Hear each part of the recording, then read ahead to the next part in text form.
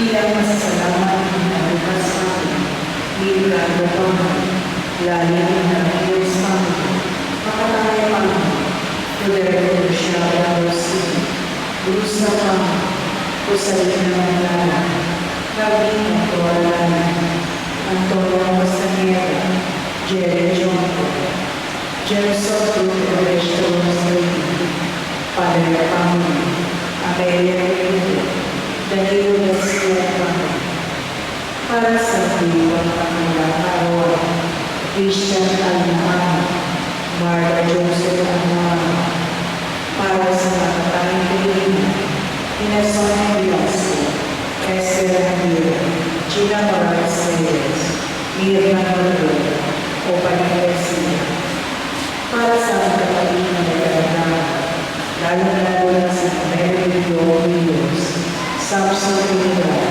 Jasmine Ara, Shirley Samson, Joshua Rodríguez, Isina Narada, Diana Carolina, para sa kaluluwa niya, Holy Father Francis, Jesus Augusto, Angelina Lucas, Vicky Gasi, Benjamin Laura, Martina Enrica Suco, Pellegrino Suco, Joey Lambata, Jose Alicia Lambata, Ina Blas Lopez, Erin Estrella, Paulina Lacson Serrano, Richardson Aguilera, Benito Dalisa, Pilar Hernandez Lucas, Leonardo Aguilera, Denisa Barbosa,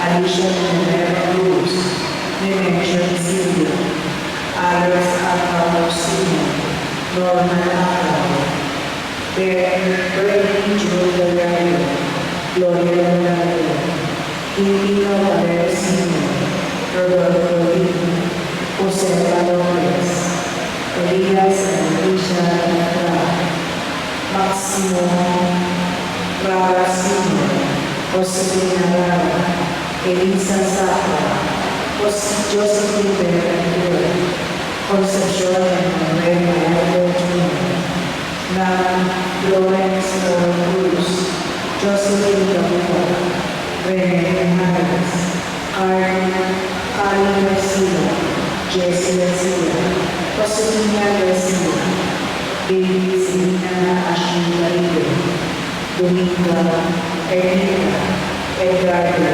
Roberto, Ilandrella, Purificación Cruz, Excelio Monica, Eleonora, Biolina, Alfredo Macobo, Berlino López, Danilo García Silva, Orión Pabasina, Lina Nanus, Atalana Carlos,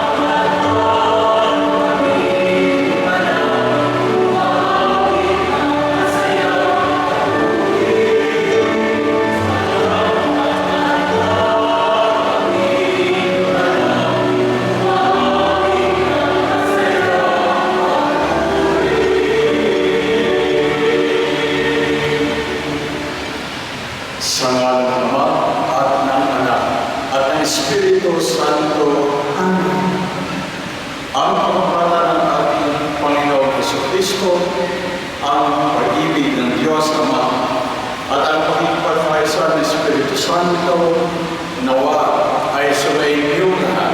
At sa Magandang gabi sa inyo lahat na mga kapatid.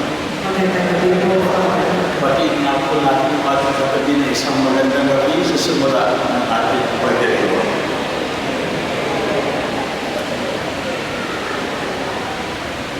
At ating kapulihan ng Panginoon na siyang iliwang ng kadalawisan, bigyan natin siya na siyang masigawang kalakal.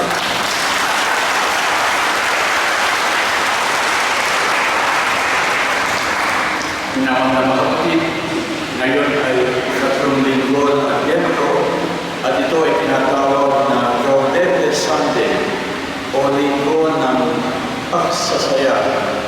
Ang mga pagbasa ay nag-aanyaya sa sambayanan na sa lubugin ng Panginoon na may buong galak. Sa Ebanghelyo, sinasabi ni Jesus sa mga sulong padala ni Juan Bautista na dumating na ang Mesiyas sapagkat ang mabuting balita ay naihatid sa mga dosa. Mga kapatid, aminin natin ngayon na ating mga kasalanan upang tayo may marapat kumanap sa banal na pagdiriwang. Sinubong tagapagpagaling sa mga nagsisisi, Panginoon, kaawaan mo kami. Panginoon, kaawaan mo kami. Dumating na tagapag-anyaya na ang mga makasalanan ay magsisi. Kristo, kaawaan mo kami. Kristo, kaawaan mo kami. Nakalugtog ka sa kanan ng Diyos Ama para ipamagitan kami. Panginoon, kaawaan mo kami. Panginoon, kaawaan mo kami. Kaawaan tayo ng mga kapangyarihang Diyos. Patawarin tayo sa ating mga kasalanan at patnubayan tayo sa buhay na walang hanggan. Amen. Manalangin tayo. Ama namin makapangyarihan, tumayan mo ang pananabik ng iyong sambayanan sa Pasko ng pagsilang ng Panginoon namin mahal. Pasapitin mo kami sa kagalakan dulot ng kanyang pagtubos at pasiglahin mo kami sa pagpapasalamat sa iyong kaloob. Sa pamamagitan niya, kasama ng Espiritu Santo, magpa sa walang hanggan. Amen. Magsiyo po na.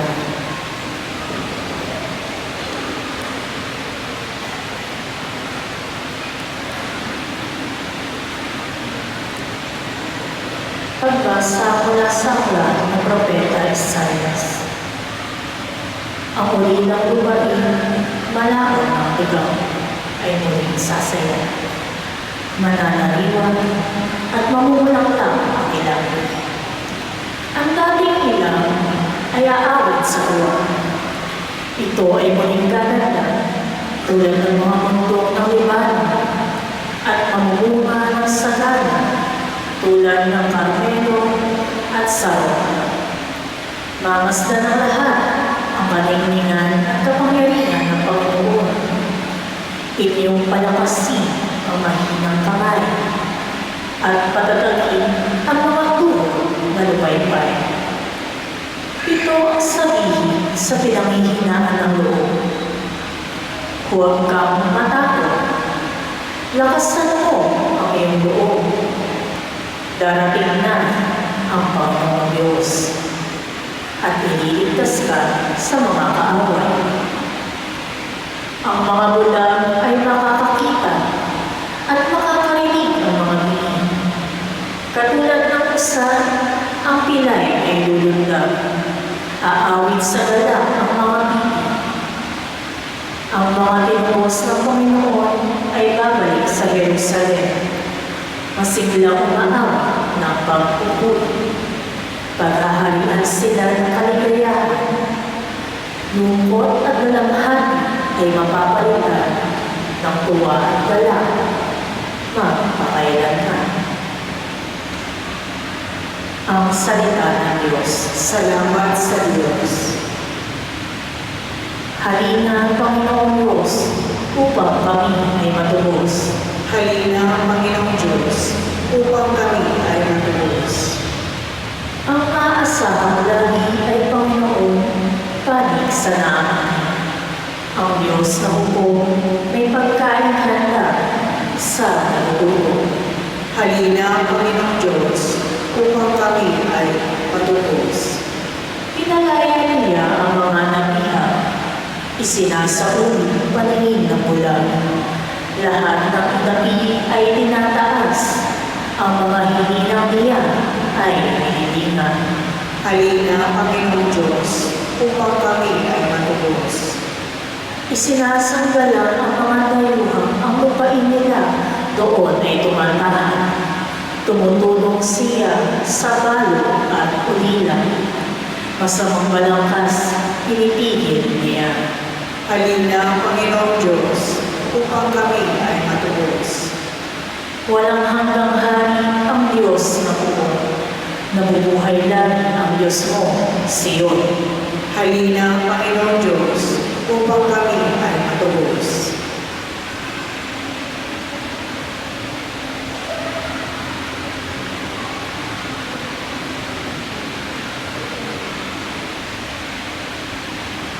Pagbasa mula sa sulat ni Apostol Santiago. Kaya magtiyaga kayo, mga kapatid, hanggang sa pagdating ng Panginoon. Tingnan ninyo ang magsasaka. Buong tiyaga niya hinihintay ang mahalagang bunga ng kanyang bubili at ang kapatak ng unang at huling ulan. Dapat din kayo magtiyaga. Tibayan ninyo ang inyong loob, sapagkat nalalapit na ang pagdating ng Panginoon.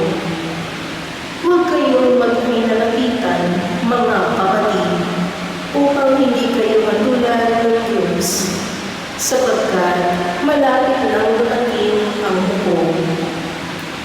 Mga kapatid, tularan ninyo ang mga propetang nagsalita sa ngalan ng Panginoon.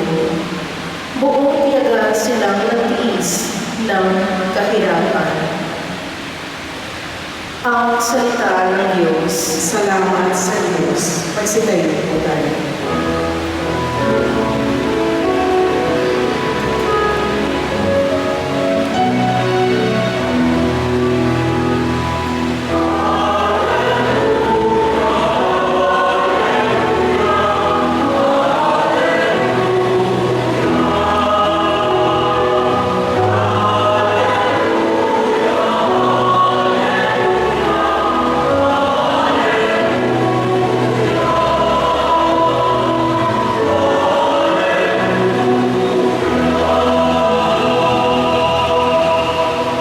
Espiritu ng may kapal nasa akin upang hagdan ang mga dukha ng araw.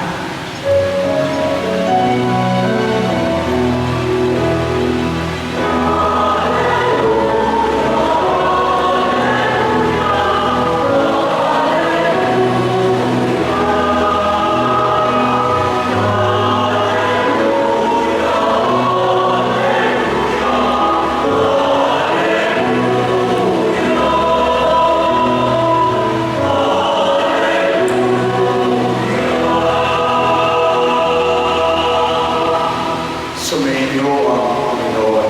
At sumayon, Ang mabuting balita ng Panginoon ayon kay San Mateo. papuri sa iyo, Panginoon.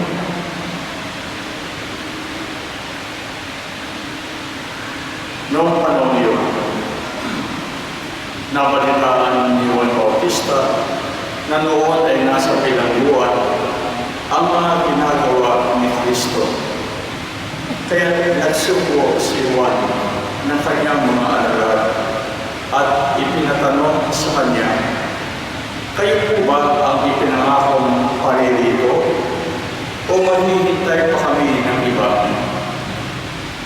Sumagot si Jesus, "Bumalik kayo kay Juan at sabihin sa kanya ang inyong narinig at nakita.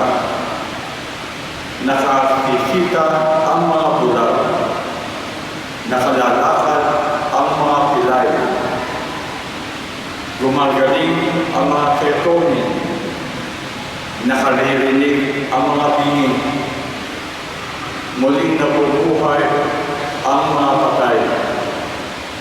At ipinangangaral sa mga dukha ang mabuting balita. Mapalad ang taong hindi nag-aalinlangan sa akin. Pag-alis ng mga alagad ni Juan, nagsalita si Jesus sa mga tao tungkol kay Juan. Bakit kayo lumabas sa ilalim? Ano ang ibig ninyong makita? Isa bang tambo na inuuroy ng hangin? Ano nga ang ibig ninyong makita? Isang taong may maringal na kasuotan? Ang mga nagdaramit ng marinal ay nasa palasyo ng mga hari. Ano nga ba ang ibig ninyong makita? Isang propeta? Oo. At sinasabi ko sa inyo, higit pa sa propeta. Sapagkat si Juan ang tinutukoy ng kasulatan. Narito ang sugo ko na aking ipinagagalang mauuna sa iyo. Ihahanda niya ang iyong daraanan. Sinasabi ko sa inyo, sa mga isinilang, wala pang lumilitaw na higit na dakila kay Juan Bautista.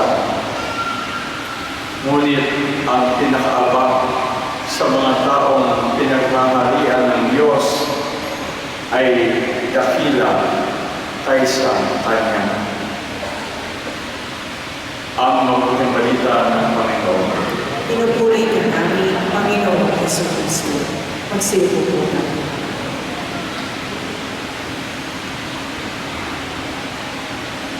Muli isang magandang gabi sa inyo lahat na mga kapatid. Kaya siguro natatara kayo, bakit kulay rosas ito ating suot. Ito ang siyang pinakakulay ng Laudete Sunday ng linggo ng kagalakan. At ito ay napakahalaga na ating makita sa ating paghihintay sa pagdating ng Panginoon. Hindi ito katulad ng may mga kapwa tayo Pilipino na may mga kamag-anak, kapamilya nang galing sa ibang bansa din ng OFW, tapos namatay doon sa iba't ibang dahilan at hinihintay na makabalik ang mga labi. Yung paghihintay na yun ay puno ng lungkot at pag-aalala.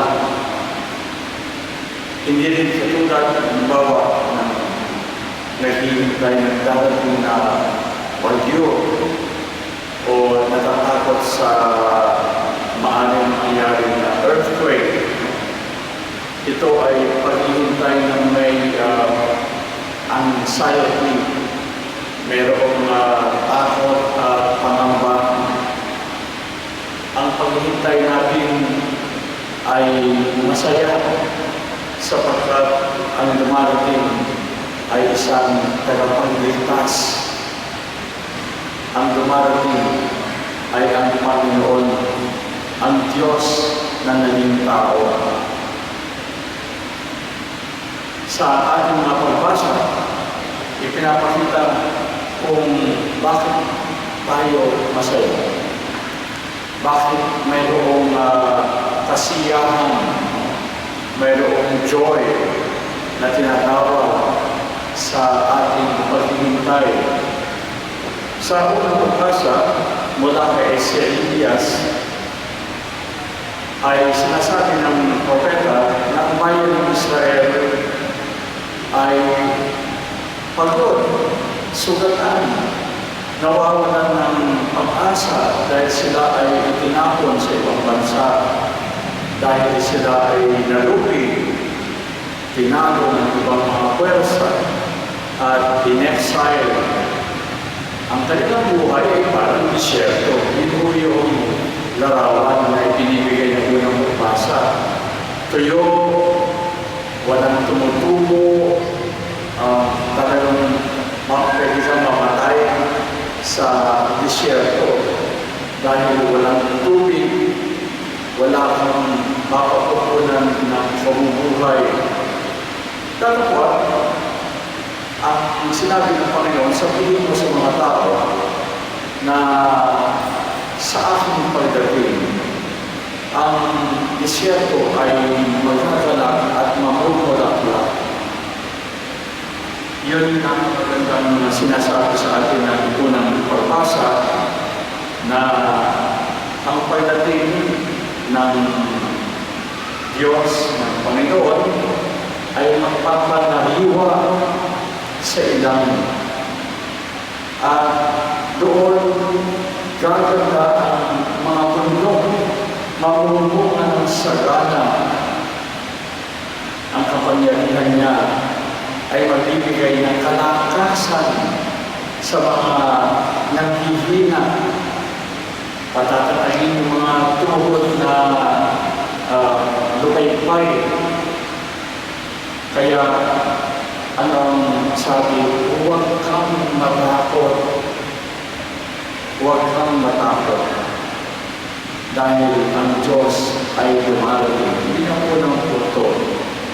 Ang Diyos ang dumarating. Kaya sa ating paghahanda, dapat ay angkop ang ating paghahanda sa pagdating ng Diyos. Hindi lang sa isang tao na hinihintay, hindi lang isang kaibigan, kundi ang Diyos ang dumarating. Kaya ngayon po, ikatlong linggo na ng paghahanda, tanungin nga natin ang ating sarili. Tunay nga ba na inihahanda ko ang sarili sa pagdating ng Panginoon? May galak ba sa aking puso? Galak na nagmumula sa paghihintay sa Diyos. Yung ikalawang punto na ibig natin biyang pansin ay habang tayo ay naghihintay, ay sinasabi ng Diyos sa atin, maging mapagpasensya. Alam niyo, maraming tao ang hindi makapaghintay. Sa totoo lang, kung titignan natin yung ating mga pagdiriwang, parang hinahatak na natin ang Pasko. Pero ang tanong ay, tunay nga bang handa tayo sa ating kalooban? Baka kasi ay mamali tayo ng paghahanda at matuon yung ating isipan ng Pasko ay regalo, kainan, mga bagay-bagay na nagpapasaya, kumukuti-kutitap na ilaw. Huwag sanang masabi ng kahit sinong Kristiyano ay sayang, tapos na yung Pasko. Saan ka man hihinayang? Samantalang dapat yun ay puno ng sigla dahil dumating ang Panginoon. Yung mga nagsasabi na ay sayang, tapos na ang Pasko. Kadalasan ang iniisip nila dahil wala ng ilaw, pinatay na yung dekorasyon, inalis na, wala ng kainan, wala ng party, wala ng bonus. No? Pero, yun po ay sa tao na nakamali ng paghahanda nagkamali ang pagkakamali. Sapagkat ang tunay na pinanggagalingan ng ating kasiyahan o iba, kundi yung presensya ng Panginoon. Kaya ito nga sa pangalawang pagbasa, nakikipag-usap si Santiago na apostol sa mga tao na naaapi, nahihintay na katarungan, pagod na sa mahabang paghihintay, na magkaroon ng pagtitiis, patibayin ang loob dahil nandyan ang Diyos at yun ang dapat mong bigyan ng pansin. Ito ay binigyan ng larawan ng isang magsasaka. Yung magsasaka, pag siya ay nagpunta at nagtanim, hindi naman kagad makikita yung usbong, yung buhay, di ba? Siya ay nagsisikap na ayusin ito, pero yung paghihintay niya mayroong pasensya. Hindi niya pinipilit na agad na magkaroon ng ani. Dahil alam niya na naipunta na, andyan na, ito ay unti-unting uusbong lalago. At naunawaan niya ang daloy ng biyaya ng Diyos sa kanyang buhay. Yun yung hinihintay na Panginoon, na makita mo sa iyong buhay, nasa sa iyo ang Diyos. At ito ay pinalalago, unang ng Diyos, pangalawa ng iyong gawain na mabuti para sa sarili at para sa kapwa. Kaya mayroong pagtitiis. Kinakailangan na yung ating paghihintay, mayroong pagtitiis. At ito ang siyang pinakasihan ng Diyos. Ang pangatlong punto na ipinipahayag ng Diyos sa atin ay ano nga ba ang presensya ng Diyos? Tanungin ang ating sarili, paano natin malalaman na ang Diyos ay sumasa atin? Alam niyo, yan din yung naging dilema ni San Juan Bautista. Nagkaroon siya ng kaunting alinlangan, no? Na si Jesus na nga ba ang talagang hinihintay. Siya na nga ba yung Mesiyas. At yung mga alagad niya, nagtanong kay Jesus, ano ho ba? Kayo na nga ho ba yung hinihintay namin? O meron pa ho ba iba? Ano ang sagot ni Jesus? Hindi niya sinabi na lahasan, oo, ako na nga. Hindi rin niya sinabi, hindi ako. Kundi, ang sinabi niya, sabihin mo kay Juan, ano ang inyong narinig at nakita? Ano ba yung kailan narinig? Na pinag-usapan ng mga tao? Ano ba yung kailan nakita? Nakita nila na nangangarap si Jesus sa mga mukha at sila ay nakakaroon ng pag-asa. Kaya sinusundan si Jesus. Ipinapahayag niya yung mabuting balita ng Diyos. Kaya talagang napakadami na ibig madinig si Jesus. At sa kanyang pangangaral ay nakikita niya yung lahat ng mga may kapansanan, lahat ng pangangailangan. Nakikita yung mga bulag, Nakalalakad yung mga pilay. Gumagaling yung mga ketonin. Nakaririnig ang mga bingi. At yung mga patay, nabubuhay. Iyon ang presensya ng Mesiyas. Iyon ang sinabi ng mga propeta. Pag dumating ang Mesiyas, yan ang mangyayari. Kaya hindi na niya kailangan sabihin, oo, ako nga, o hindi ako nga. Dahil yun ang tahasan na pagbibigay ng kasagutan na hindi na ayon sa mga propesya. Ang presensya ng Panginoon ay nagbibigay ng kaghalian at pagkakaisa at pag-asa. Kaya yun yung ating dapat na makita kung inaasahan natin na ang Diyos ay sumasa atin. Tayo ay hindi magiging bulang, kundi makikita natin ang katotohanan. Tayo ay makalalakad patungo sa Diyos. Hindi tayo magiging pilay.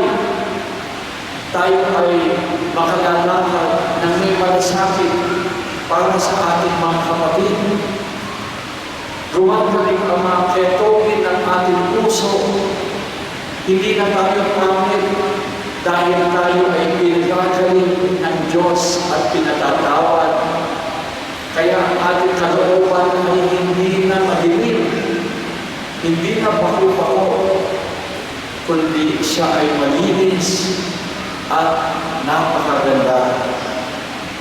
Tayo ay nakadidinig sa kanyang salita at isinasagawa ang mga ito. Hindi na tayo pinig. Nadidinig na namin ang salita ng Diyos. At higit sa lahat, hindi na tayo patay, kundi tayo ay buhay sa Espiritu Santo at ang Diyos ay sumasa atin. Tayo ay nakakikilos, lumalago, lumayabong, namumunga dahil ang banal na Espiritu ay sumasa atin. Yun ang presensya ng Diyos. Kaya, yun ang nagbibigay ng kasiyahan. Kaya masaya yung ating paghihintay sapagkat ang Diyos ay sumasa atin. Kaya minamahal ng mga kapatid, napakayaman ng ating pagdiriwang na huwag natin sasayangin. Huwag tayong padadala sa ingay at sa mga nakikita, kundi tignan natin ang Diyos ay sumasa ating puso, maghanda sa Kanyang pagdating. Amen.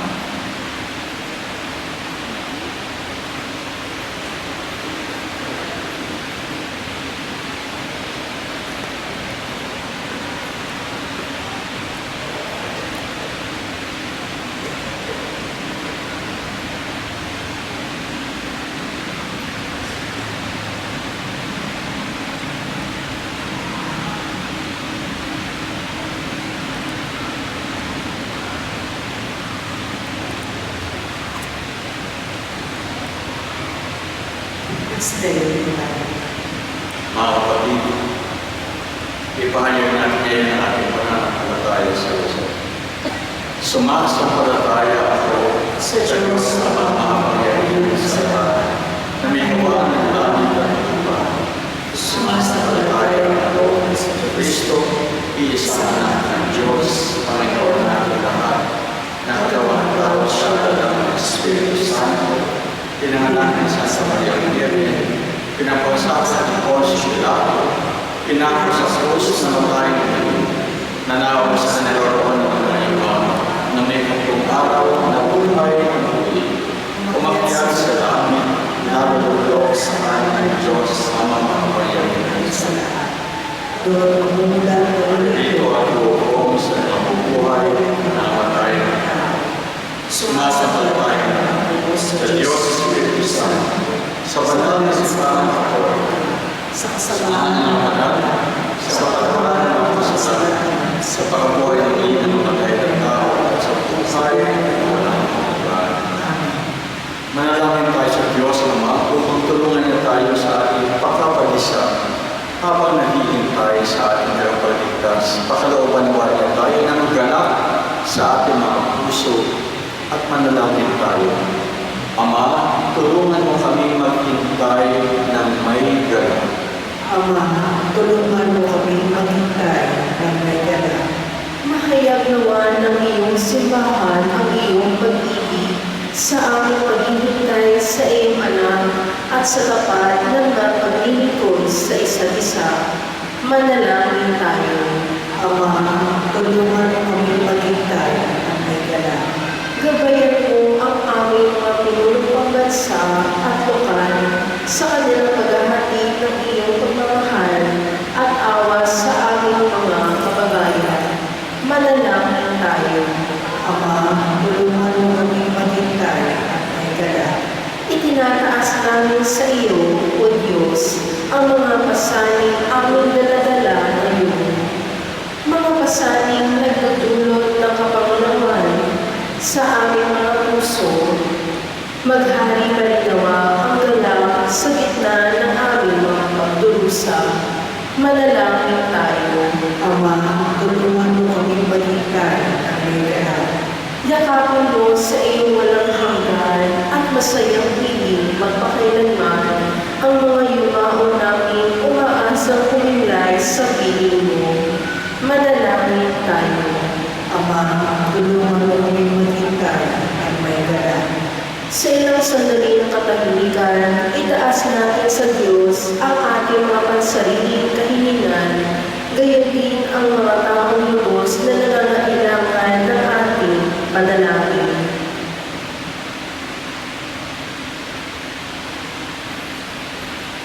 Manalangin tayo. Ama, tulungan mo kami maghintay ng may ganap. Pakalooban mo kami, Ama, ng kagalakan habang kami ay matyagang naghihintay sa malalhating pagkakatawang tao ng iyong anak. Siya ang aming pag-asa at yalang. Si Yesu Cristo na aming Panginoon at sa walang hanggan. Amen. Manatili po tayo natin.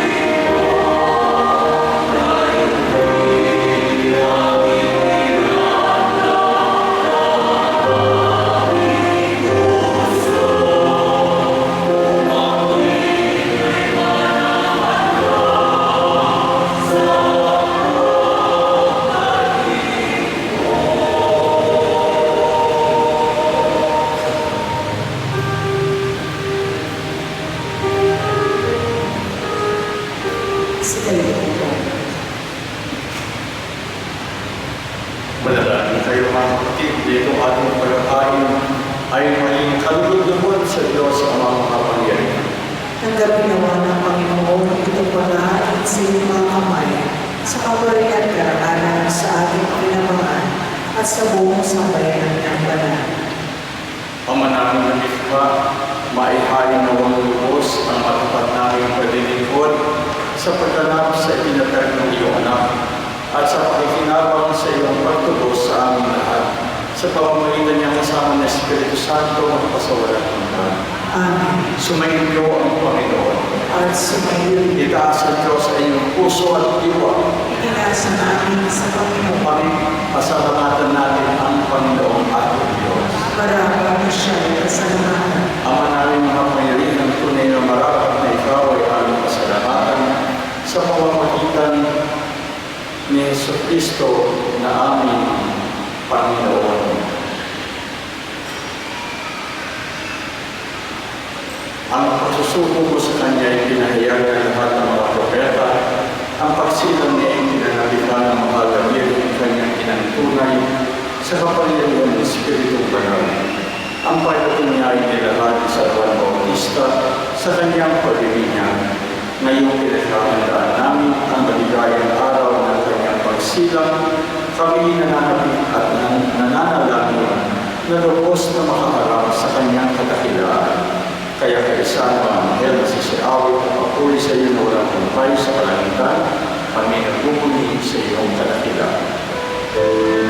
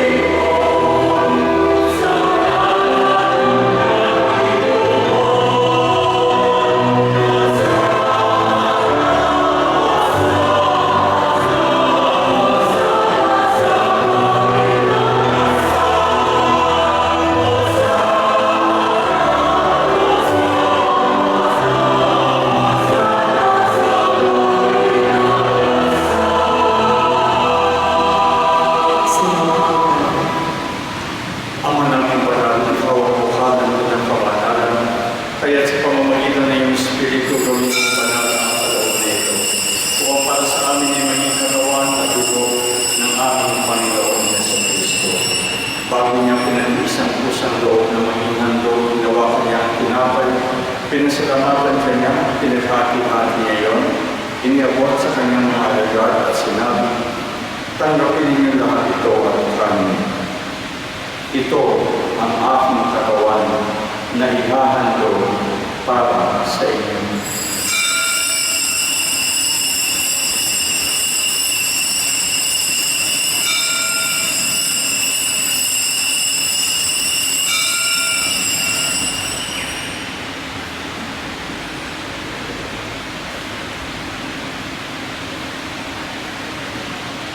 Gayun din naman, nung matapos ang pagpunan, pinawakan niya ang kalis, muli kanyang pinasalamatan.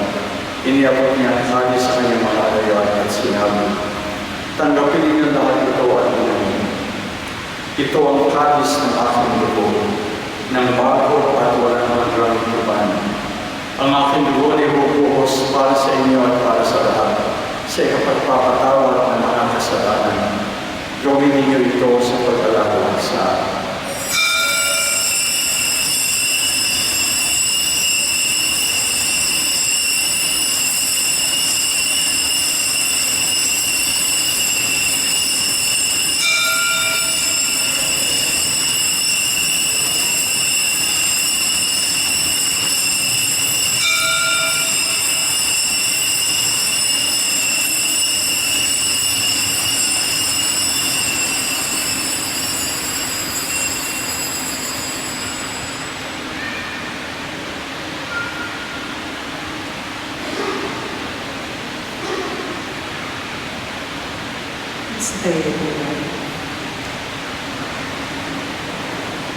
Ipagbunyi natin ang misteryo ng pananampalataya.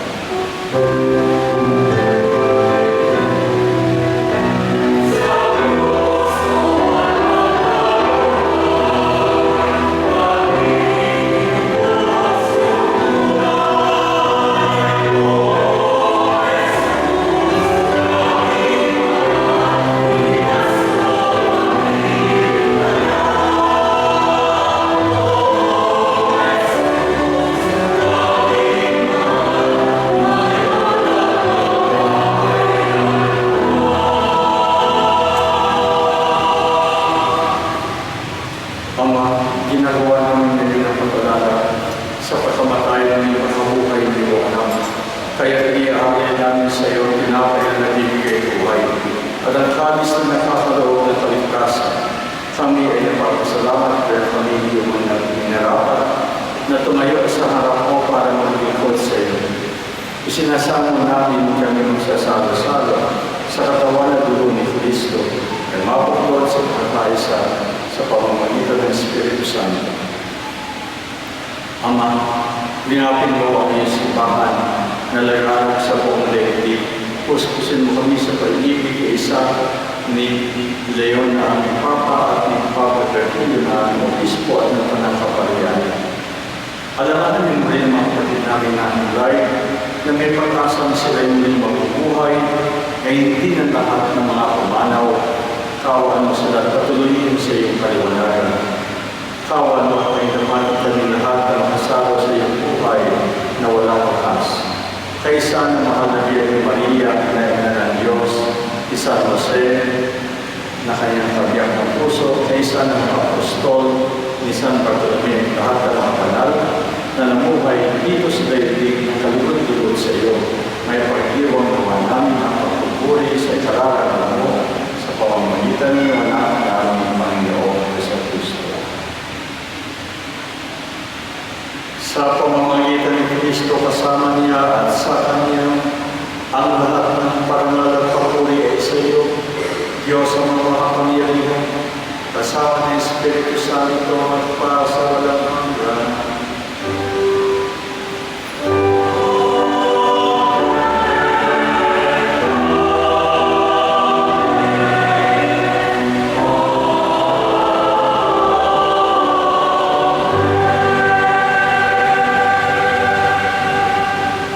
Sa tagubili ng mga nagdaralo ng utos at turo ni Jesus na Panginoon natin ang Diyos, ay dasalin natin ng sabay-sabay ang panalangin tinuro niya sa atin. Ama namin sumasalangit ka sa mahiling ng ngalan mo, mapasahan ang ngalan mo, sundin ang loob mo dito sa lupa para sa langit. Bigyan mo kami ngayon ang aming pagkain sa araw-araw at patawarin mo kami sa aming kasalanan para may pagpapatawad namin sa mga kasalanan at huwag mo kami paintulus-luso at iyayaw kami sa lahat ng masama. Hinihingi namin kami iyayaw sa lahat ng masama, pagkalooban ng kapayapaan araw-araw, iligtas sa kasalanan at ilayo sa lahat ng kapahamakan. Samantalang aming pinananabitan ang dakilang araw ng kapapahayag ng tagapagligtas namin si Yesu Kristo. Sapagkat iyo ang kaharian at ang kapangyarihan at ang kapurihan pagpakailanman. Amen. Panginoon sa Kristo, sinabi mo sa iyong mga apostol, kapayapaan ang iiwan ko sa iyo, ang aking kapayapaan ang binibigay ko sa inyo.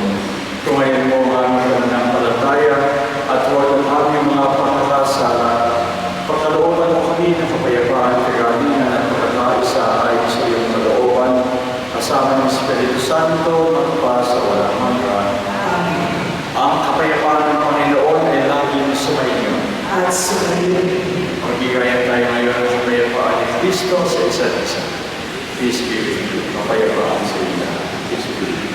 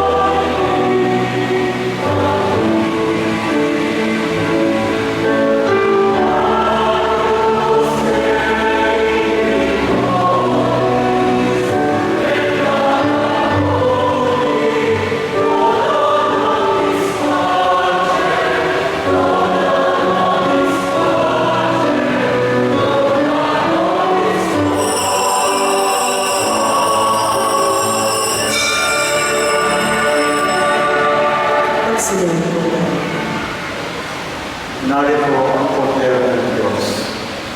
Narito siyang nag-aalis na kasalanan ng sanlibutan. Mapapalad ang inaanyayahan sa kanyang bibig. Panginoon, hindi ako dapat makapagpatuloy sa iyo. Ngunit sa isang salita lang ay gagawin na. May the body and blood of our Lord Jesus Christ be the sake of eternal life. Amen.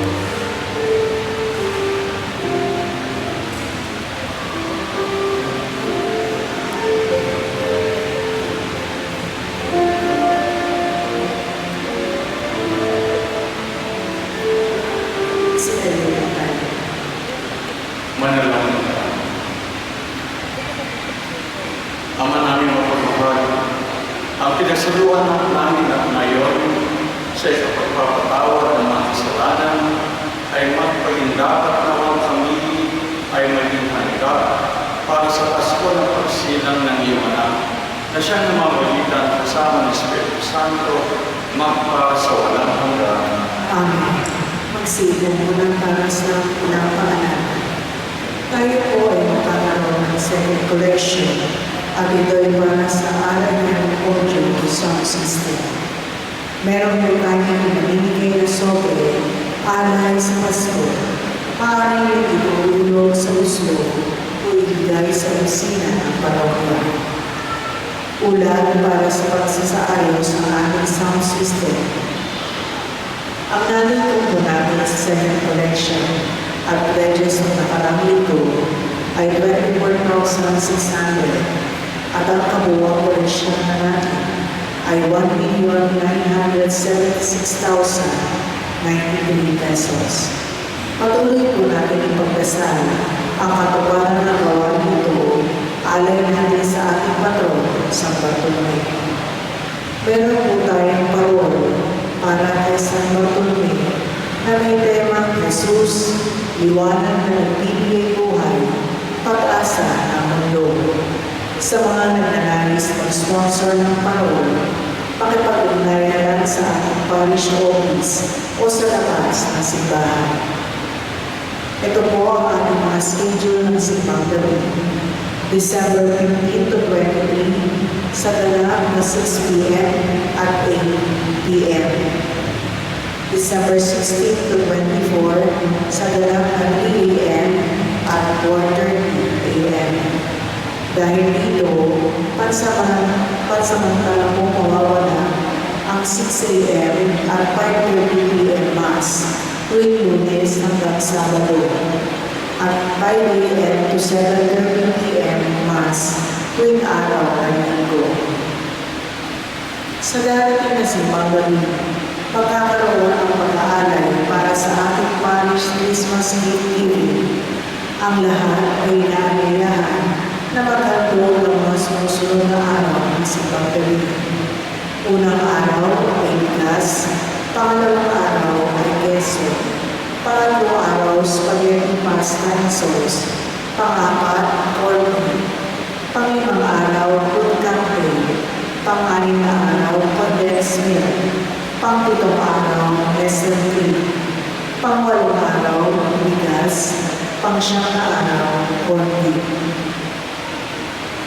Ang Ministry of Youth Affairs ng San Bartolome Parish ay magkakaroon ng ikatatlong Pasko sa darating na December 22, 2025 na may temang tatlong dekada pagbibigayan, kwento ng pag-ibig sa bawat kabataan.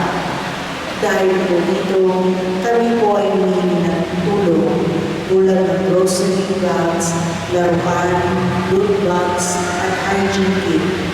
Para sa iyong mga tulong donasyon, maaari po kayo pumunta sa may booth sa harapan ng pintuan ng simbahan. Para sa ito pang mga detalye, magsadya lang sa opisina ng ating parokya o bisitahin ang ating Facebook page, Apostol San Bartolome de Malabon. Maraming salamat po. Magsitayo po na.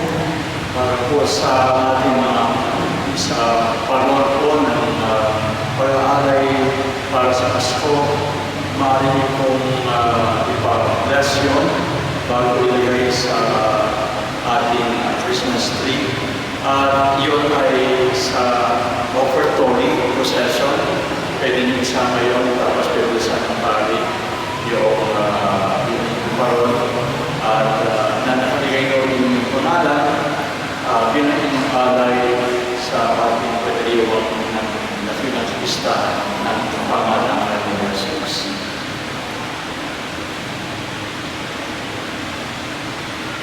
Sumayin niyo ang Panginoon At sumayin din. pagpalain kayo ng makapangyarihan, butihin at mapagmahal ng Diyos, Ama at Anak at Espiritu Santo. Amen. Kumain kayo taglay ang kapayapaan at ipalaganap ang pag-ibig at Salamat